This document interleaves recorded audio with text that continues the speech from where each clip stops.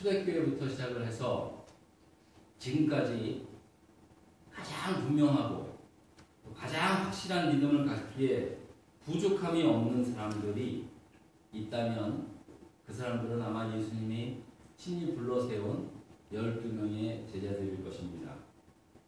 각자의 개인의 믿음의 깊이와 넓이는 우리는 잘 알 수는 없지만, 그러나 객관적으로 보았을 때 그 사람들은 예수님을 직접 만난 사람들입니다.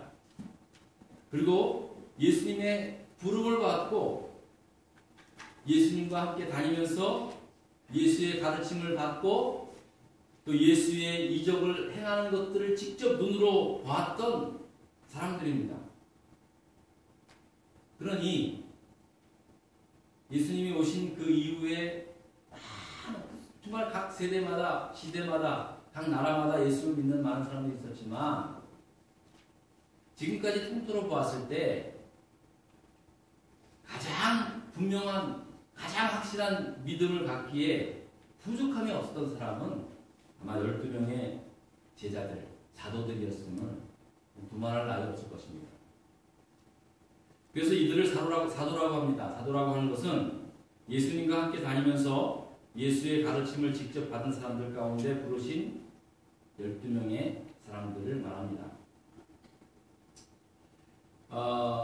사실 예수님의 가르침과 설교만으로도 이들을 충분히 감화감동시키기도 남았습니다. 베드로, 야고보, 요한, 안드레, 이 모두는 그저 예수님이 날 따라오라고 했을 때 오해 홀린 듯한 마음으로 배와 그물을 다 버려두고 예수님을 쫓았다고 했습니다.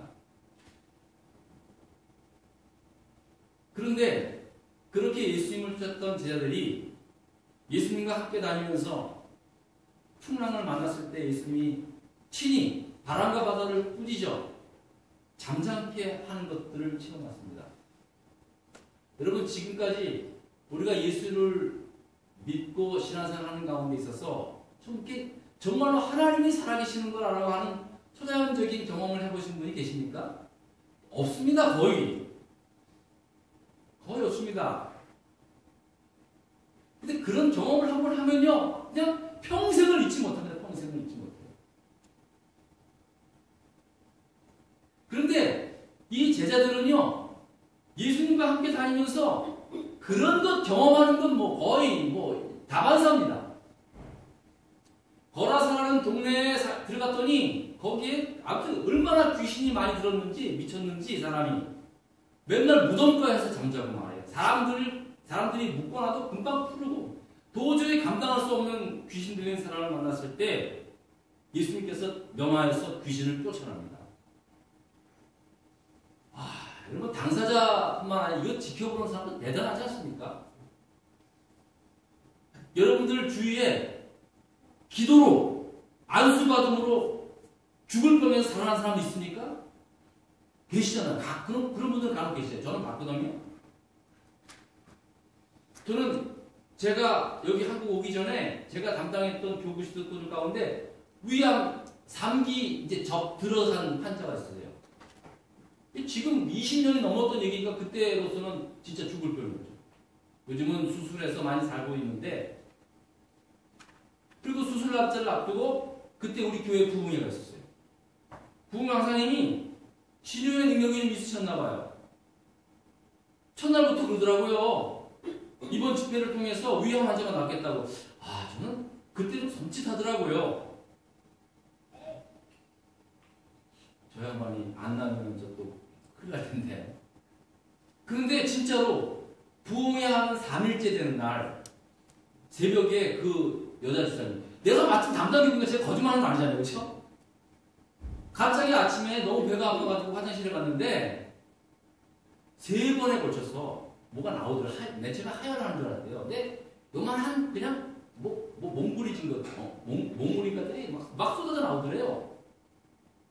자기는 그때 확신했대요. 이 분명히 치유한 역사다. 그리고 부흥회 다 끝나고 아직 낫다고 말은 못하니까 의사를 만났는데 정말 신기하게도 위암이 싹 나버린 거예요. 의학적으로 그 설명할 수 없는 일이에요. 그 기적이 일어나니까는요, 그때 당시 대단했습니다. 성인 한 2,000명 모이는 교회인데요. 온 교우들이 막 다 아시는 분이 그렇게 나니까 얼마나 감사하고 얼마나 막 뜨겁게 기도하고 그런지 모릅니다. 근데 제자들은 이건 매일매일 보는 거예요. 보는 게 그런 거예요. 죽을 병에서 살아나고, 심지어 죽은 자가 막 살아나고. 몇 주 전에 제가 설교했듯이 예수님께서 야이로 회당장 딸을 고치러 가는데 갑자기 예수님이 멈추더니 누가 나를 잡았느냐? 나에게서 능력이 빠져나왔다. 지금 예수님 잡은 사람 아무도 없습니다. 사람이 너무 많아가지고 아마 그랬겠죠. 아니다. 12년 동안 혈루병으로 고생하는, 유출병으로 모든 재산을 다 잃고 심지어는 집안에서도 쫓겨나온 그렇게 불쌍한 여자가 이제 마지막 예수님의 옷까지만 잡으면 낫겠다는 믿음으로 고침받잖아요. 야이로의 딸을 고치러 가는데 사람들이 나와서 당신 딸 죽었다고, 이제 더 이상 예수 선생님 데리고 오지 말라고 했을 때 믿기만 하라. 어떻게 됐습니까? 달리라 굼! 일어나라 소녀야! 죽었던 소녀가 일어나잖아요.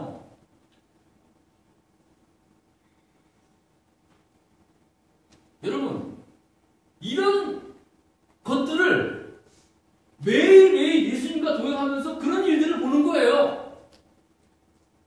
보통 우리 같은 경우는 평생 한 번 있을까 말까 하는 일들을 제자들은 매일매일 보고 체험하는 겁니다. 여러분, 그들에게 있어서 예수가 메시아인 것을 증명할 더 이상의 뭐가 요구가 필요합니까? 뭐가 필요했겠습니까? 이런 모든 것들을 경험한 예수의 제자들에게 있어서 어쩌면 이제 이 시점에 되어서 지금 이맘때는 아마 그들에게서 가장 흥분할 때였습니다. 처음에는 예수님께서 그냥 나를 따르라고 했을 때 무작정 뭐에 홀린 듯이 따라왔는데 이게 정말로 내가 따르는 예수가 이런 능력을 가지게 된 줄 정말 미처 몰랐거든요. 상상을 초월할 정도로 예수의 능력 앞에서 귀신들이 막 쫓겨 나오고 가는 곳곳마다 수천 명이 막 몰려들고 말이에요. 어떨 때는 그 사람들을 먹이기 위해서 오병이어를 가지고 5,000명을 막 먹이는 놀라운 역사들을 경험을 하니까 예수의 제자된 것에 얼마나 프라우드했겠습니까? 내가 진짜 그때 그물과 배를 버리게 잘했지. 여러분, 그런 사람을 같이 따라다닌다고 생각해 보십시오. 얼마나 흥분된 일이겠습니까? 예수님께서 행하시는 기적과 이사, 자기들은 못 행했지만, 자기 스승님이 그러는 거니까요. 자기들이 한 거랑 마찬가지잖아요. 어깨도 한번 우쭐거렸을 겁니다. 아까도 말씀을 드렸지만, 제가 담당했던 여자 집사님이 위암으로 정말 죽을 병에 걸리셨다가 나으니까는요, 제가 우쭐거렸어요. 총 6명의 그때 교구장님이 9명이군요. 9명의 교구장님이 있었는데 제가 이 교구장이었거든요. 우리 교구장님, 역시 우리 교구장님 젊고 아주 그냥 진짜 기도 많이 하시더니 이런 일들이 일어나는군요. 그러더라고요. 그래서 저는 무슨 말씀 저는 한 거 아무것도 없어요. 그냥 집사님이 열심히 기도하니까 이런 일이 났죠 하면서 속으로 내가 좀 하긴 했지. 그런 마음이 들더라고요. 우쭐거리더라고요. 한동안 저도 말이에요. 식사 대접 받아가면서 꽤나 우쭐거렸거든요. 그러니 이 예수님을 따라야 했던 제자들 역시 자기의 스승이 그런 능력을 행하니까요. 얼마나 흥분됐겠습니까? 얼마나 우쭐거렸습니까? 그리고 예수님께서도 아마 이렇게 우쭐거리는 제자들의 마음을, 그 심리들을 모를 리가 없을 것입니다. 모를 리가 없을 거예요.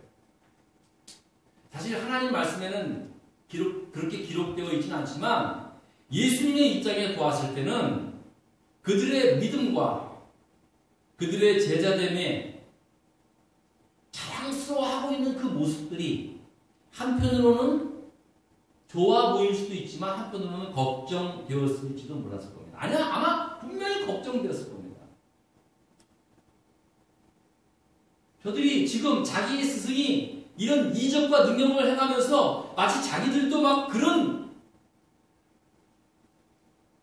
이적을 행한 것처럼 기뻐하고 좋아하고 있지만 내가 가는 길이 십자가 길인데 그 길을 알지도 못하고 괜히 좋아만 하고 흥분하는 제자들을 보면서 걱정했을 것입니다.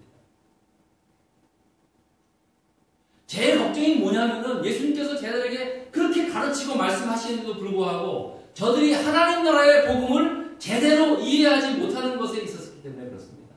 적어도 그 당시까지만 해도 오늘 본문이 기록한 이 당시까지만 해도 예수님이 제자들에게 가르치고 말씀하셨던 그 하나님 나라의 복음을 제대로 이해하지 못한 것에 대해서 예수님은 걱정하고 있었을 것입니다. 그들의 믿음은 문제가 없었습니다. 분명 그들은 예수님을 메시아로 믿었습니다. 그분의 가르침과 능력으로 권세로 예수님의 권세로 이 세상을 변화시키기에 충분히 가능할 수 있는 그런 분임을 믿었습니다. 앞서 말씀을 드렸지만 그들이 예수를 믿는 믿음에 있어서는 사실은 지금까지 2000년의 세월을 지났지만 막 그분들만큼 믿음이 좋은 분들이 어디 있었겠습니까? 직접 눈으로 봤죠. 직접 예수님과 만났죠. 이야기 나눴죠. 가르침을 배웠죠. 하지만 대부분 제자들이 믿는 그 믿음의 포커스, 믿음의 현주소는 예수님이 가르치신 하나님 나라의 복음과는 전혀 다른 모습이었습니다. 예수님께서는 하나님 나라의 복음을 말씀을 하셨지만은 그들은 그 말씀을 어떻게 이해했냐면은 지금 로마의 식민지가 된 자신들의 유대 땅, 이 유대 민족을 회복하고 새로운 나라를 건설하는 것으로 그들은 이해하고 있었다는 사실입니다. 심지어 예수님께서 부활하시고 승천하시기 전에 40일 동안 그들과 함께 있을 때에도 그들은 사도행전 1장을 보면요. 예수님한테 이렇게 묻습니다. 이스라엘 나라가 회복할 때, 독립할 때가 언제입니까? 그렇게 묻고 있습니다.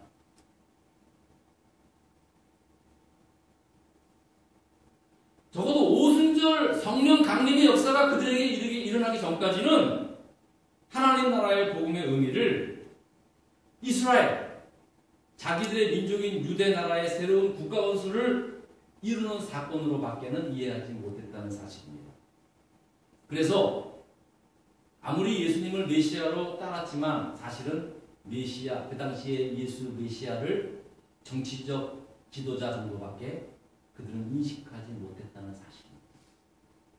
사실 그랬기 때문에 가룟 유다도 예수의 그러한 모습에 실망해서 예수를 배신했다고 그렇게 또 주장하는 신학자들도 있습니다.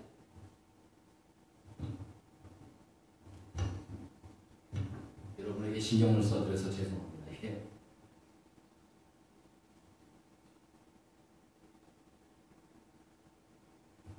그 아주 대표적인 예는 그 예수님께서 이제 예수님과 함께 길을 가다가 제자들이 노상에서 길거리 가다가 서로 싸웠던 사건들이 기록합니다.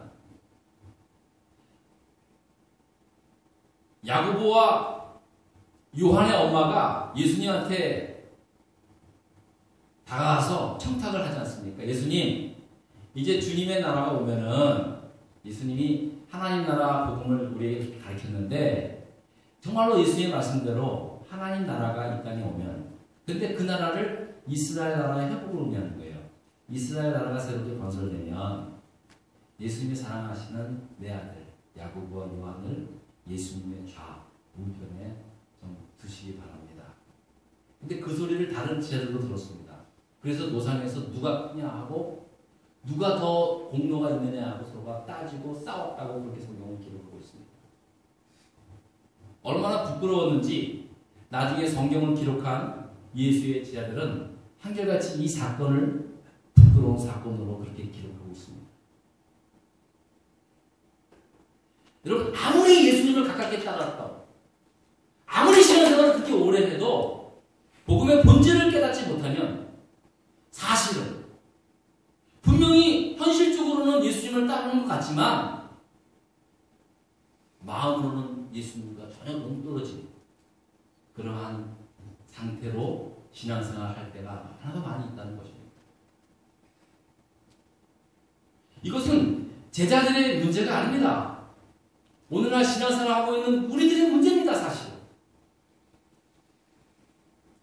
많은 사람들이 예수가 싫어서 교회를 떠나는 게 아닙니다.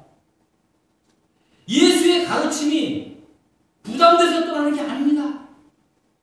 예수를 따르는 사람들이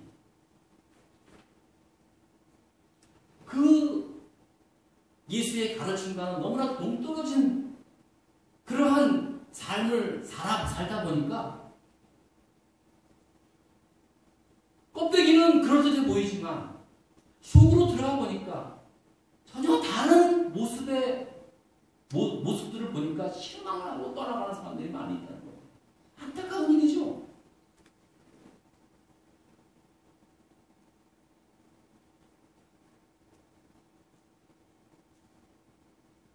여러분, 제자들은 분명히 예수님을 메시아인 줄 믿고는 있었지만 아직까지 그들의 믿음의 현주소는 하나님 나라의 복음에 있지 아니하고 자신들의 기대, 자신들의 소망인 이스라엘 나라의 회복이 있다는 겁니다.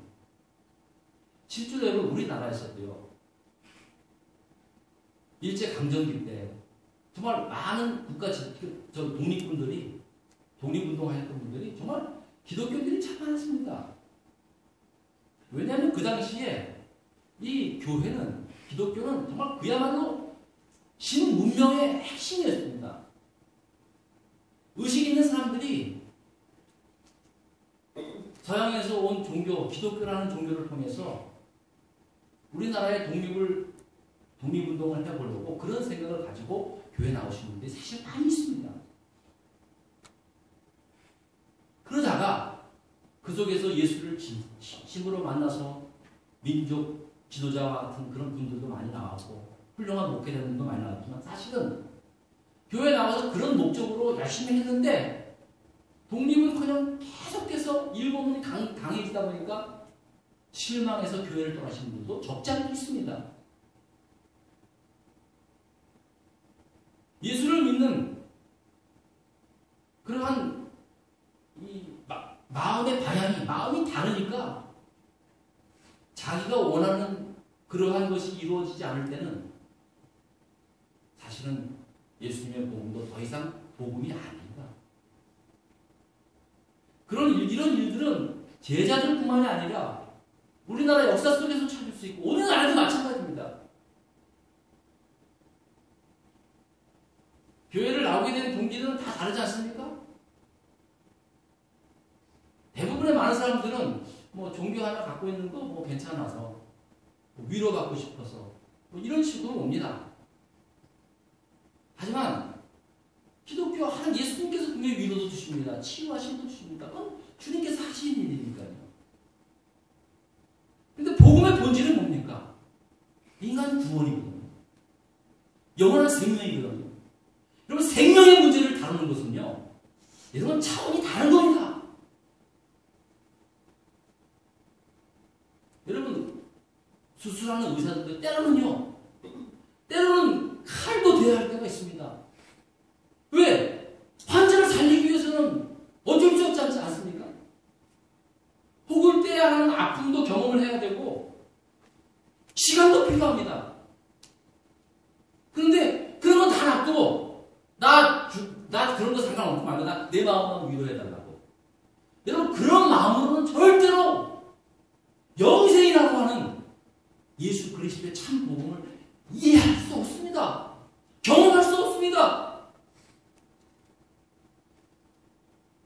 기독교 복음을 하나의 무브먼트로 이해해도 사실은 거기에 한계가 있습니다. 분명히 예수의 복음은요, 무브먼트적인 그런 요소가 있습니다. 복음이 들어가는 곳곳마다 무브먼트가 일어났습니다. 여성 해방이 일어났고요. 노예 해방이 일어났고. 그러나 무브먼트로 끝나는 게 아니에요. 본질은 영생, 생명이 있는 거예요. 생명. 이터널 라이프. 하지만 우리 인간은요, 우리 사람은 다 제한적인 리미티드된 라이프를 살고 있잖아요. 어떻게 이 리미티드된 제한된 한계가 있는 인간들이 어떻게 영생을 어떻게 이해하고 이걸 받아들일 수 있습니까? 이것은 복음의 능력 아니고서는 예수님을 통해서 밖에는 영원한 삶은 절대로 이해할 수 없습니다.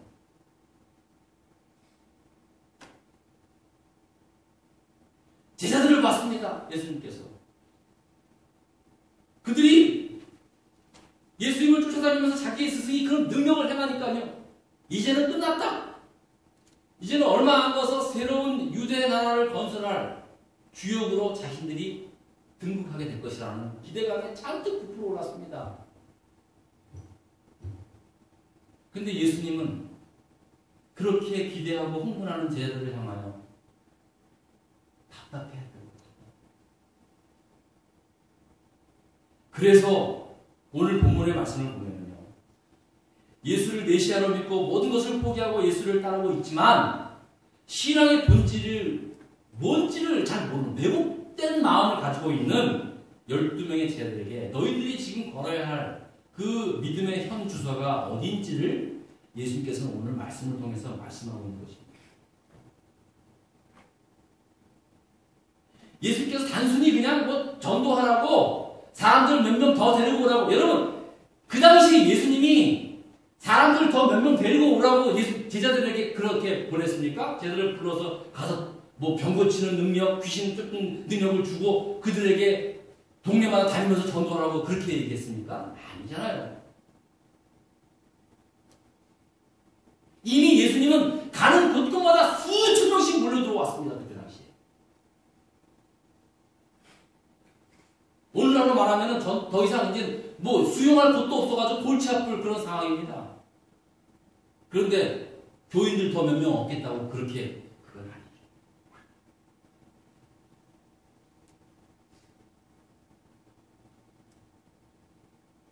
그러나 제자들에게 오늘 말씀하신 대로 불러 모으셨어요.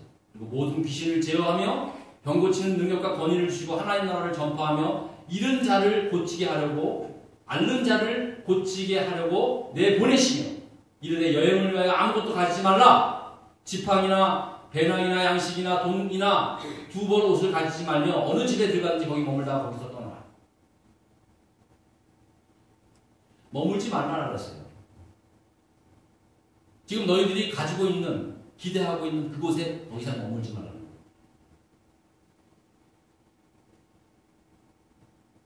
제자들의 그 흥분된 마음을 가라앉힐 수 있는 복음의 본질을 복음의 현주소, 예수님께서 가르치신 하나님 나라의 복음의 현주소를 그들에게 알게 하기 위해서는 그들을 전도 현장으로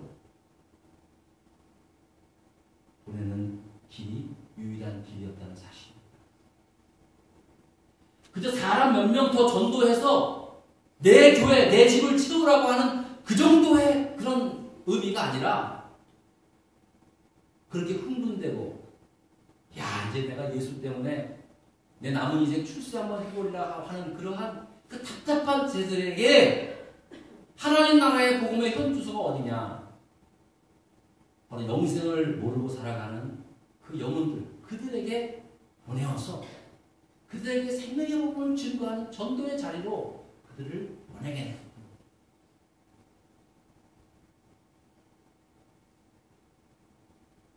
오직 자신을 의지하지 말고 하나님만을 의지하며 전도하는 것입니다.